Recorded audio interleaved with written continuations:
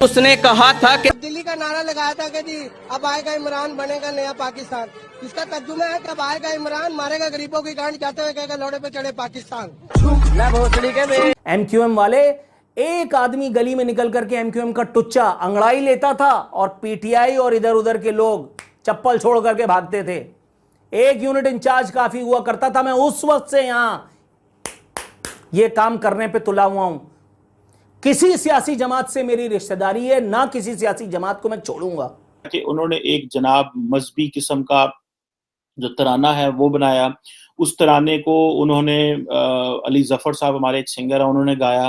पीछे जनाब तस्वीर चल रही हैं ओवैसी के हवाले से जी, और एक ओवैसी को मुसलमानों को एक कौम बना के दिखाया गया। बीच में अच्छा मजे की बात है, उसमें ये भी बताया गया कि हमारे किस इस्लामिक मुल्क से ताल्लुकात अच्छे हैं। अरबी सऊदी अरब से अच्छे हैं, यूएई से, मलेशिया से, टर्की से, और एक आधा कोई मुल्क और है जिसके साथ अच्छे हैं। उन्हीं के लीडरान को दिखाया गया है। इस तरह की जब चीज दिखानी हो तो फिर आप दिखाते हैं अपनी सॉफ्ट पावर दिखाते हैं। आप अपना दिखाते हैं कि आपने साइंस एंड टेक्नोलॉजी रिसर्च में यूनिवर्सिटियों में क्या हो रहा है, वो कुछ नहीं दिखाया। या तो सियासी तौर पे कुछ तस्वीरें दिखाई गई, या फिर डिफेंस के हवाले से बताया गया कि हम जनाब फौज के हवाले से चीज़ें बताई गई। और जहाँ पे चीज़ें बतानी चाहिए जो कि हमारी आवाम के हवाले से, कल्चर के हवाले से, वो आखिर में थोड़ा सा रखा गया। नामा का एक और प्रोग्राम जिसमें मैंने हजरत हैंडसम को दावत दी थी कि वो मेरे साथ बैठकर उर्दू में बतियाएं, मेरे साथ बैठकर उर्दू में बतियाएं। उस एक वीडियो का नतीजा अब यह आया है कि यूथीए, जिनको मैं कुछ और कहता हूं, आप समझ ही गए होंगे, यूथीए से मिलता हुआ एक और हमनाम लफ्ज है। वो यूथी और पीटीआई की सोशल मीडिया ब्रिगेड, वो टटपूंजी है जो 2-2, 250-250 रुपए के एवज ट्वीट्स करके सोशल मीडिया पे हाहाकार करके इमरान खान को हैंडसम, सादिक और अमीन और अपना चच्चा, मामू, फुप्पा, ताया, अब्बा, पता नहीं क्या क्या साबित करने में एक दूसरे से आगे जाने की कोशिशें फरमाते रहते हैं। उनको बहुत नागवार गुजरी मेरी हरकत। पिछले कुछ दिनों से पीटीआई की सोशल मीडिया ब्रिगेड एक मरतबा फिर मुझ पर मेहरबान हुई। अहले यूथ को, यूथियों को बाकायदा टारगेट दिया है। वो तमाम नंबर्स जिन पर डीपी, पाकिस्तान तहरीक इंसाफ के परचम, इमरान खान की तस्वीरें बाज़ाब्ता तौर पर बाकायदा लगी हैं, नज़र आ रही हैं, उनकी तरफ से मुग़ल्लिज़ात बकने का सिलसिला, व्हाट्सएप मैसेजेस पर गालियां बकने का सिलसिला जो है, जानता हो उसका पड़ोसी भी ना जानता हो। किसी ने मुझे एक वीडियो भेजी और बताया कि ये आदमी कौन है तुम्हारे बारे में, इस तरह से बगैर नाम लिए बात कर रहा है। ये कह रहा है कि तुम खान साहब से क्या बात करोगे, मुझसे बात करो। अल्लाह की पनाह, तौबा इस्तग़फ़ार। तू कौन, मैं खामखा मैं तेरे खान से बड़े जो है वो सुबह नाश्ते में खाता हूँ।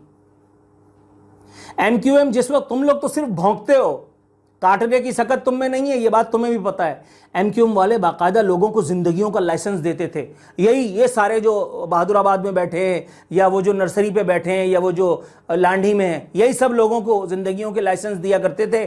खुदाए वाहिद की कसम, मैं उस वक्त भी कराची में दंदनाता फिर रहा था। मेरा प्रोग्राम हॉट सीट, जिसमें मैंने एमक्यूएम के किसी एक आदमी को, आमिर खान से लेकर के वसीम अख्तर, और उस वक्त जिसका तूती बोला करता था जुल्फ़िकार मिर्ज़ा से लेकर के और न जाने कौन कौन से सूरमा, मैंने उनकी भजिया तल दी, मैंने उनका अचार बना दिया। उस वक्त बसों में घूमा करता था ये खादिम, ये खिदमतगार, ये हकर। यहां रख करके और कलमा पढ़वाया है इन सो कॉल्ड महाजिर कौम के लोगों ने, इसी एमक्यूएम ने यहां रख करके। वो तो चली नहीं। ये तुम्हारे सिंध के सपूत 6 मोटरसाइकिलों पे 2-2 की टोलियों में मेरे घर के पास चक्कर लगा रहे थे। उन्हीं दिनों की बात बता रहा हूं मैं, मुझे ढूंढते फिर रहे थे। कई प्रोग्राम्स के बाद तो मुझे घर से निकलने पर ममानियत लगा दी गई कि भाई घर से मत निकलना, देखते ही उड़ा दिए जाओगे। अल्लाह का शुक्र है उस वक्त भी मैं यहीं था, मैंने उस वक्त भी यहीं सर्वाइव किया, कहीं नहीं छुपा। तुम तो सिर्फ भौंक करके अपनी कुड़क मिटाते हो, वो तो बाकायदा गायब कर देते थे, काट देते थे। मैं तो उस वक्त बाज नहीं आया। ठीक है, इमरान खान से तुम्हारी कोई रिश्तेदारी होगी, अम्मी आपा, कोई तुम्हारी खालाजाद फलाना ढिमकाना, उनसे कोई इमरान खान का याद अल्लाह होगी, और किस तरह की याद अल्लाह हो सकती है वो भी तुम्हें अच्छी तरह से पता है। ये वो लोग हैं कि जिनके मोबाइल में अगर बैलेंस खत्म हो जाए तो इन्हें अगले दिन तक का बाकायदा इंतजार करना पड़ता है कि अब्बू या अम्मी तरस खा करके इनके मोबाइल में बैलेंस डलवाएं। इस वक्त इमरान खान का साथ देने पर मुसिर बस दो लोग हैं, बस दो लोग हैं इस मुल्क और कौम में, सिर्फ दो लोग हैं जो किसी भी हालत में इमरान खान के साथ कहीं भी जाने के लिए तैयार हैं। एक वो नशे में होंगे, एक वो नशे में होंगे, और दो उनका इमरान खान से कोई मफाद वाबस्ता होगा। कम से कम मैं तो वासे जलील के बारे में मैं नाम लेकर के बता चुका हूं कि उसने टेलीफोन किया और उसने कहा अरफीन भाई आपकी हॉट सीट की जुल्फिकार मिर्जा वाली एपिसोड ऑन एयर नहीं होनी चाहिए वरना आप कराची में नहीं रहेंगे। मैं इस वक्त भी कराची में हूं और वासे जलील जूता चप्पल छोड़ के भागा हुआ है। वो भगोड़ा गंजा बदजात, वो अल्ताफ हुसैन की नाजायज औलाद, वो अल्ताफ हुसैन की जहरीली सालगिरह का केक खाने वाला हरामखोर, वो कराची से इस वक्त बदर है। उसके जो लफंटर्स हैं वो यहां कुत्ते की तरह इधर उधर हकाले जा रहे हैं। गन पॉइंट पर वो अदाकारी कर रहे हैं सुधरे हुए होने की, फटी पड़ी है उनकी। मैं आज भी सुम्मा अल्हम्दुलिल्लाह यहीं तुम्हारे सीनों पर मूंग दल रहा हूं। एमक्यूएम वाले, एक आदमी गली में निकल करके एमक्यूएम का टुच्चा अंगड़ाई लेता था और पीटीआई और इधर उधर के लोग चप्पल छोड़ करके भागते थे। एक यूनिट इंचार्ज काफी हुआ करता था। मैं उस वक्त से यहां यह काम करने पे तुला हुआ हूं। किसी सियासी जमात से मेरी रिश्तेदारी है, ना किसी सियासी जमात को मैं छोड़ूंगा, ना किसी सियासी जमात को मैं छोड़ूंगा। नवाज शरीफ हुकूमत में था, मेरा दुश्मन था। आसिफ जरदारी हुकूमत में था, मेरा दुश्मन नंबर 1 था। इमरान खान हुकूमत में है, मेरा दुश्मन नंबर 1 है। अगला वाला जो आएगा मेरा दुश्मन नंबर 1 होगा, इसलिए कि तनकीद बराए इस्लाह होती है और तनकीद हमेशा हुक्मरानों पर होती है। कोड़े हंटर सिर्फ हुक्मरानों पर मारे जाने चाहिए, सवालात के कटहरे में हुक्मरानों को खड़ा किया जाना चाहिए ताकि इस्लाह अहवाल का कोई मौका निकल सके। इस बदनसीब कौम की वो इमरान खान साहब को जो ओआईसी के फॉरेन मिनिस्टर्स आए होंगे उनको भी नहीं जो है वो अलाउ करने देंगे कि वो अपना इजलास कर सकें। सो इमरान खान साहब के लिए जैसे कहते हैं ना कि एक प्राइम मिनिस्टर की अपनी लेजिटिमेसी खो गई। इससे पहले कुछ अर्सा पहले आर्मी चीफ जनरल बाजवा की भी स्टेटमेंट आई कि ओआईसी को डेलीगेट्स को जो है वो प्रॉपर सिक्योरिटी दी जाए। मेरा ख्याल है वो इसीलिए स्टेटमेंट आई। द रीजन बिहाइंड वॉज के दुनिया को ये मैसेज जो पहुंच जाए और इंटरनली सियासी जमातों को भी पहुंच जाए कि ये एक इंटरनेशनल इवेंट है, इसका ताल्लुक पाकिस्तान की फॉरेन पॉलिसी और नेशनल सिक्योरिटी से है, लिहाजा इस चीज में आप लोग अपना और जिन्हों पंजाबी कहते हैं लोच ना तले आ जाए। So I think this is where the opposition parties they backtrack, they step back from their position and they decided not to give such kind of जो है ना वो threats to the government. So मेरा ख्याल नहीं कर रहा है इसको। वैसे आते हैं वो परेशान है कि हमारा क्या बनेगा, क्योंकि इमरान खान साहब जो है वो अब वो वाले इमरान खान साहब नहीं है। अब ये जो ओआईसी की कॉन्फ्रेंस हुई है उसमें क्या हुआ है कि उन्होंने एक जनाब मजहबी किस्म का जो तराना है वो बनाया। उस तराने को उन्होंने अली जफर साहब हमारे एक सिंगर है उन्होंने गाया।